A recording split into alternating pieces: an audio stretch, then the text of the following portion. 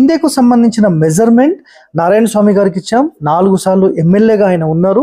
అసలు ఈ బిందెకు సంబంధించిన రిజల్ట్ ఎలా వచ్చింది ఏంటి ఒక్కసారి మీరు చెప్పండి. వాటర్ తాగడం వల్ల, వాటర్ తాగు వల్ల మాకి కొంత ఇబ్బంది ఉండే, తొందరలు ఉండే, వ్యవహారాల్లో తొందరలు ఉండే, అవంతా కూడాను బాగా అయ్యే అవకాశాలు పాజిటివ్గా కనపడిసా.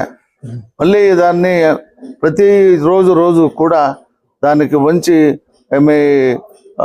మాకు మంచి దినాలు వస్తావనే భావన మాకు వచ్చింది.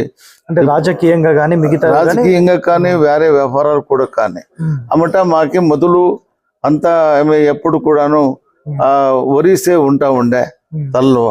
ఎప్పుడు కూడా రాజకీయంగా కానీ వేరే వ్యవహారాలు కూడా మేమంతా కూడా యోచన మేము ఉండిపోయి ఉంటుంది. ఇప్పుడైనా కొంచెం యోచన అంతా తగ్గింది. మానసికంగా మంచి నిధులు కూడా వస్తుంది. మంచి